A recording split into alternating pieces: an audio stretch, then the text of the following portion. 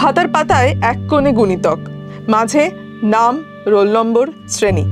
কাঁচা অক্ষরে হৃদয় নিংড়ে লেখা, মা আমি বলে যাচ্ছি যে আমি কুরকুরেটা রাস্তার ধারে কুড়িয়ে পেয়েছিলাম, চুরি করিনি। বয়ানের চারপাশে পেন দিয়ে আয়তকার একটি দাগ আঁকা।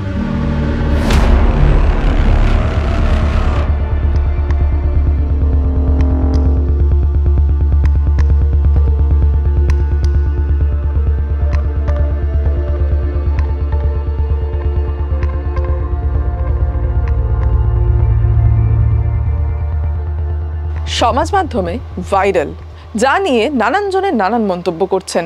এক 13 বছরের কিশোরের মৃত্যুর পর এই নোটটি উদ্ধার হয়েছে।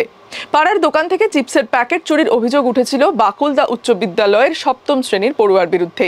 তাকে কান ধরে ওঠবোস করতে বাধ্য করেন দোকানদার। মাও বকাঝকা করেছিলেন সকলের সামনে।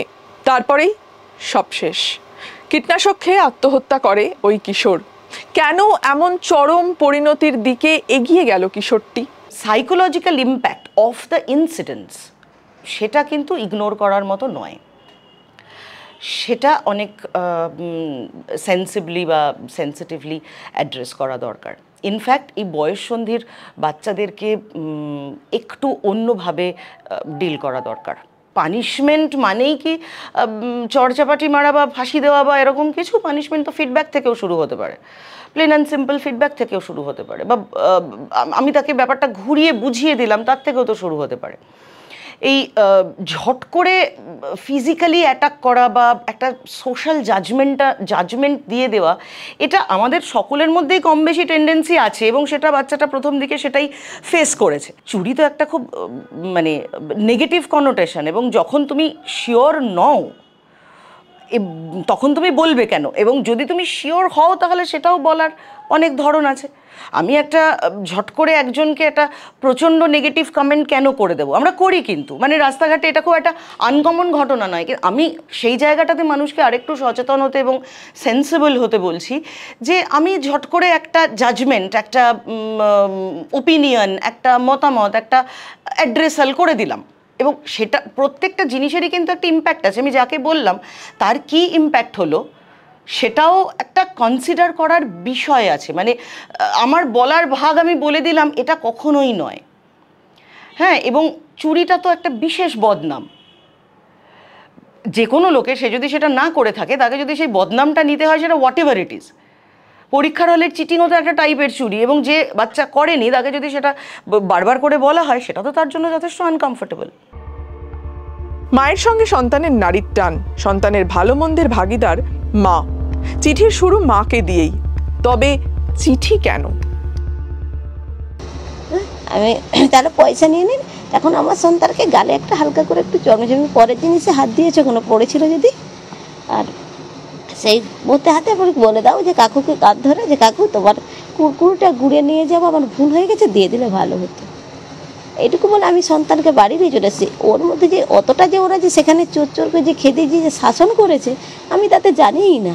বোঝাই যাচ্ছে যে এখানে ওর মায়ের ওপরেই ও ব্যাপারটাকে বেশি ফোকাস করেছে, মানে যাকে ও বলতে চেয়েছে, হোয়াট হি ওয়ান্টেড, মানে actually the situation is somewhere ওর মনে হয়েছে I am not being hard otherwise, this is the way I can be hard. মাকে লেখা নোটটি পড়ে বেশ কিছু প্রশ্ন তুলছেন হস্তাক্ষর বিশেষজ্ঞ। যেহেতু আমার কাছে সেরকম কোনো এভিডেন্স নেই যার সাথে এই হাতের লেখাটিকে কম্পেয়ার করা যায়, সেজন্য সেই ব্যাপারে প্রথম প্রশ্নটাই থেকে যাচ্ছে যে এটা সেই বাচ্চাটির হাতের লেখা কিনা যিনি আর এই জায়গায়, এই দুনিয়াতে নেই।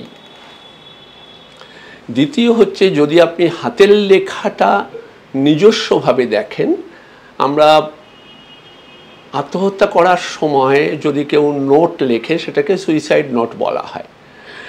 সুইসাইড নোট কিন্তু 2-3টে কালিতে লেখা যায় না, লেখে না, অতটা চয়েস থাকে না মস্তিষ্কের, কারণ মস্তিষ্ক তখন এতটাই অস্থিরতার মধ্যে থেকে যায়, ঠিক আছে, এবং তার সচেতন নিয়ন্ত্রণের ভাগটা প্রায় শেষ হয়ে গেলেই মানুষ তখন সুইসাইড নোটের জায়গায় যায়, যার জন্য তার কলমের গতি, কলমের পছন্দ, তার সমস্ত নিয়ন্ত্রণটা হারাতে থাকে ক্রমশ। কিন্তু যে এখানে 2-3টে কালি যেভাবে মিশ্রিত আছে, যেমন শ্রেণী, রোল সেটা যে কালিতে লেখা হয়েছে, কন্টেন্টের কালি কিন্তু আলাদা। তৃতীয়ত হচ্ছে যে সুইসাইড নোট লেখার সময় কোনো মানুষ, কোনো বাচ্চা সেটাকে বক্স করে হাইলাইট করে এরকমও আমি দেখিনি কখনো। এবার গ্রাফোলজির বিচারে যদি এই দুটো লাইনকে আপনি দেখতে বলেন, এই দুটো লাইন যেভাবে লেখা হয়েছে তার যে গতিমুখ, সেই গতিমুখের মধ্যে একটা মানুষ তার নিজের সাফল্য ধরে রাখতে না পারার একটা কন্টেন্ট কিন্তু, মানে সাইকোলজিক্যাল কন্টেন্ট হাতের লেখার গতিমুখের মধ্যে থেকে ফুটে উঠেছে।